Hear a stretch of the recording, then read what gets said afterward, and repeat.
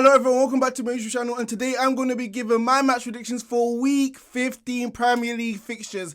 And if we see anything like we just saw in week 14 Premier League fixtures, I am telling you we're going to be seeing some fascinating results. In week 14 Premier League fixtures, we saw Liverpool lose yet again against Leeds at Anfield, losing their unbeaten record for 5 years with fans in the stadium at home. We also saw Tottenham come back from 2-0 down against Brentford to win 3-2 with Brentford scoring the winner in the 90th minute. We also saw Chelsea get battered by Brighton in Graham Potter's first return back to Brighton Stadium. So let's see what's going to be happening when it comes to week 15 Premier League fixtures, and we are in for some amazing games. We got the classic London derby between Chelsea versus Arsenal, the biggest two sides in London facing it out, competing for a top 4 position. We also got Tottenham versus Liverpool, two world-class managers going at it at the Spurs Stadium. We also got Newcastle versus Southampton. Can Newcastle make it 6 wins out of 7 games? Let's see what's going to be happening there.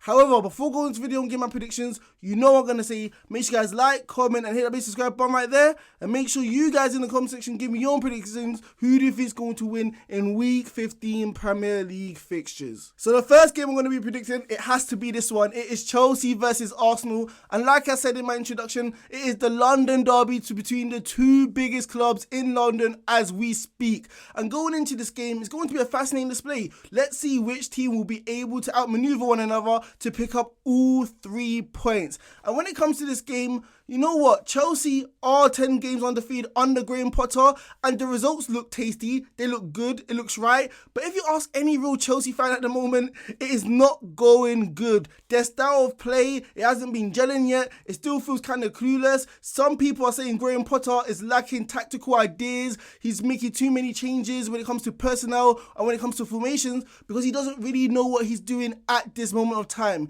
He doesn't know his best team as starting 11, and although players like Reece James and Jorginho has been missing, which has upset the balance of the team, it feels like right now Chelsea are lacking identity, presence within the midfield, and Graham Potter is just juggling different ideas, seeing what sticks. We're seeing players like Loftus-Cheek adapt to this new CDM role, picking up the ball from the defence, but we know he's much better driving at the midfield of the opposition. We also saw Pulisic and Sterling play as wing-backs when we know they're classic wingers when it comes to Chelsea Football Club. We saw obviously Cucurella play as a left centre-back position, getting no real protection from his wing-back as well. So there's so many things not to be happy about when it comes to Chelsea. And let's see if Arsenal can take advantage of this. And if there's one team you're going to be facing right now, it is Arsenal FC. And although I did say in the last 2 or 3 games, but prior to the game against Nottingham Forest, they haven't been performing well. They haven't been, taking the game to opposition and being dominant. The last game against Nottingham Forest was absolutely marvellous, scoring 5 goals against them. And I know it's Nottingham Forest and they are one of the best sides in the Premier League, but if you really think about it, Nottingham Forest were coming off a high, beating Liverpool 1-0 at their stadium. So Arsenal, to bounce back from their poor performances recently, we have to clap to that. I feel like Arsenal deserve to be favourites approaching this game because look, Arsenal have a good record when it comes to Stamford Bridge, winning their last 2 encounters at their stadium, and now their team looks a lot better, it looks a lot sharper. So not only should that give them confidence going into this game, they should also feel much more better that they have a better starting lineup compared to the sides which beat Chelsea in the past.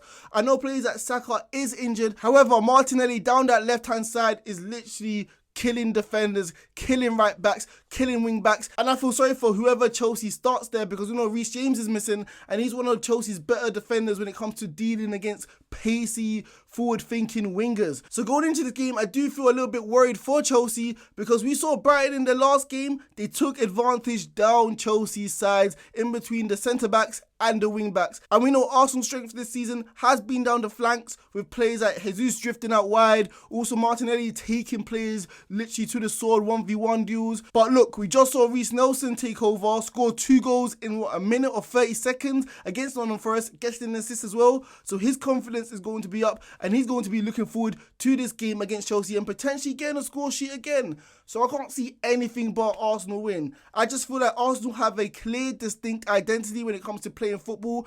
Graham Potter, I feel like Kepa has been papering over a lot of cracks when it comes to Chelsea, because I think defensively they have been very poor, but lucky that Kepa has been performing like it was prime De Gea back in 2018. So going into this game, like I said, there's a clear winner. Arsenal should be getting the job done. I think they're going to be dominant. Chelsea fans will get frustrated, but I just can't see it going their way. So I'm going to go for a 3-1 victory for Arsenal against Chelsea at Stamford Bridge. So the next game I'm going to be predicting is Tottenham Hotspur versus Liverpool. And this is going to be a fascinating game between two top 6 sides this season with two world-class managers.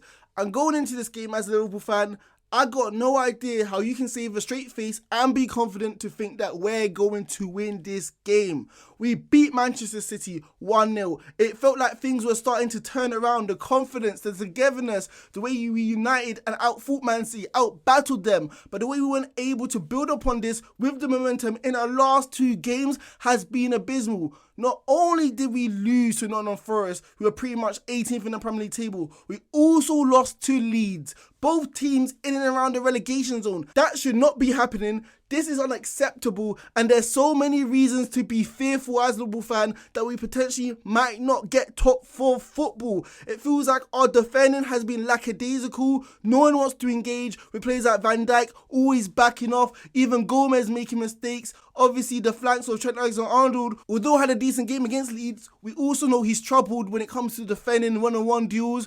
So I got no idea how we feel like we're going to have the confidence to beat Tottenham Hotspur. Even in the midfield battle, we always lose the ball. We always look hopeless defensively when it comes to counter-attacks. And we know this is Tottenham Hotspur's specialty. If you ask what's their bread and butter, what they're known for, transitioning the ball when teams make silly mistakes within the midfield or literally put too many players up forward. So literally, Tottenham Hotspur, their game plan for them should be set in stone and it should work like a treat. We know Tottenham Hotspur are dangerous and devastating on the counter-attack. The only thing I can really be hopeful going into this game is that this season, Tottenham Hotspur against the bigger sides cannot rise their level. They lost to Newcastle at home, who have been fantastic this season. They lost to Manchester United away. They also lost to Arsenal away from home. They even drew against Chelsea at Stamford Bridge when we all know they should have lost that game. And Conte has spoke about it before that Tottenham Hotspur cannot rise to their levels when they're facing a superior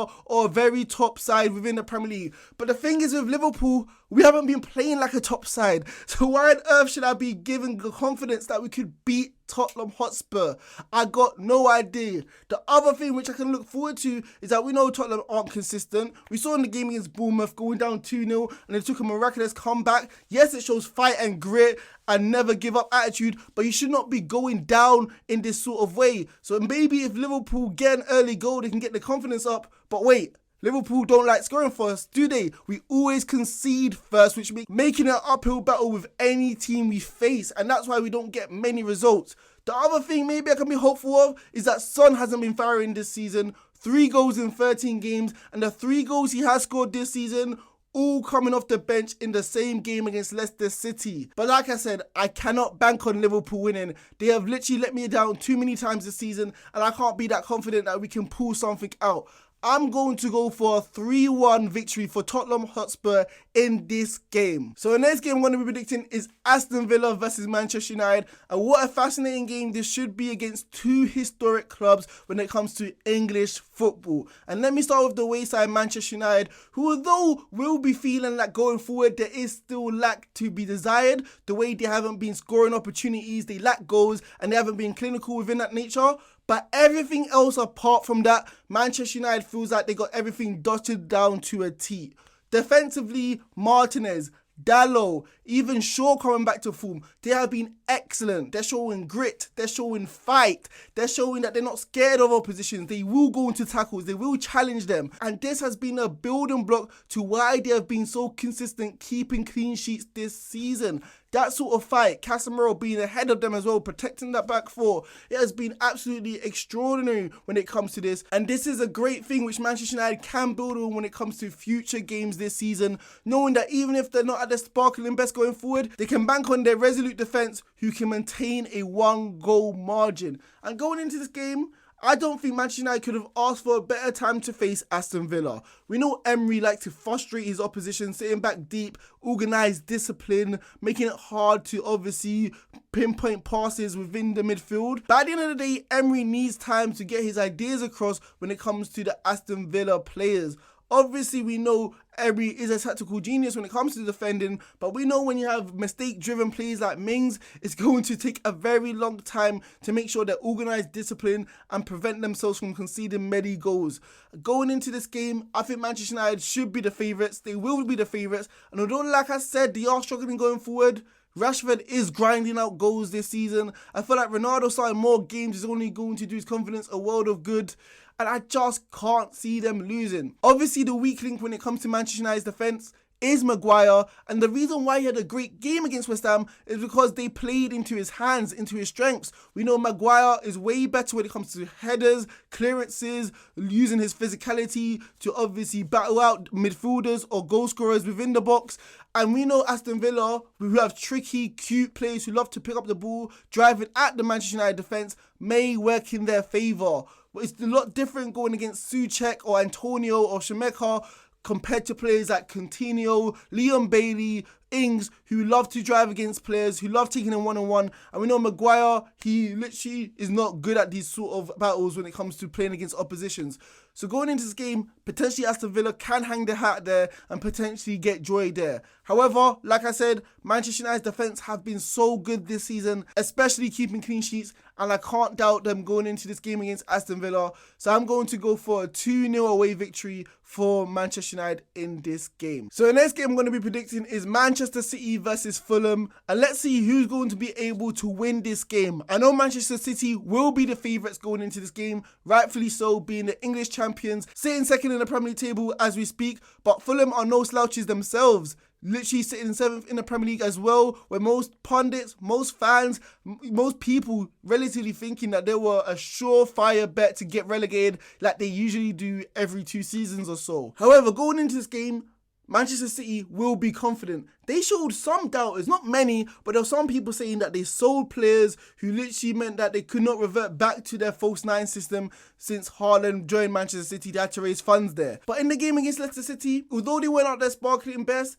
they showed that they still have the heart of champions to grind out results when they need it most. It took a Kevin De Bruyne free kick against Leicester City to win that game and the 3 points. Yes, Manchester City have an excellent world-class striker in Erling Haaland, but we can't forget what they've built without him. We cannot forget that they are the reigning 2-time defending Premier League champions, and there's a reason for that with that false 9 system, and they can still revert back to it anytime and get success against any real team because they've got a 90+ points with that system before.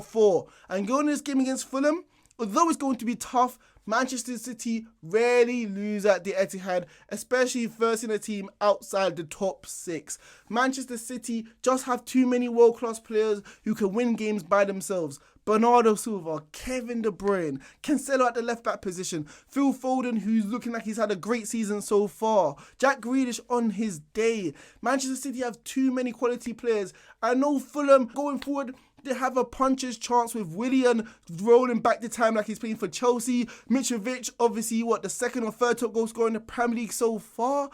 Fulham obviously could cause Man City some danger. However, I cannot see myself doubting Manchester City that they cannot win this game against Fulham.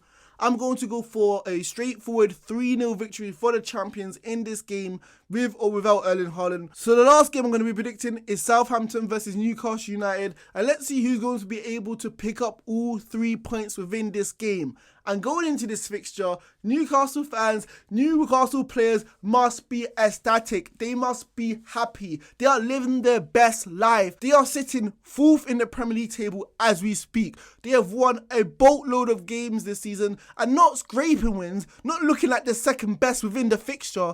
They have been dominant in games this season, being Fulham by 4 goals at Craven Cottage. obviously beating Aston Villa in their last game at St James's Park 4-0. Newcastle are really gelling. They've been playing an astounding style of football this season, and Eddie Howe deserves so much credit this season. They could have done what Manchester City done when they first started getting money, sign players based off their name, their reputation, rather if they fit within the style of play. But Newcastle have made it work. Guimaraes, Botman, Trippier signed in January. These players have been so key to Newcastle's success this season, and that's why I can't see them losing against Southampton. They just got so much momentum on their side. Key players performing so well. Obviously, players like Wilson has been performing great up front, showing that when he's fit, he can fire goals and potentially could get a late call-up for the World Cup squad. Almiron proving that was that Grealish wrong, that he can score goals and have actual end product. So going in this game, I know Southampton can be a dark horse, can cause teams trouble, and when things look like they're going bad, they can turn it around.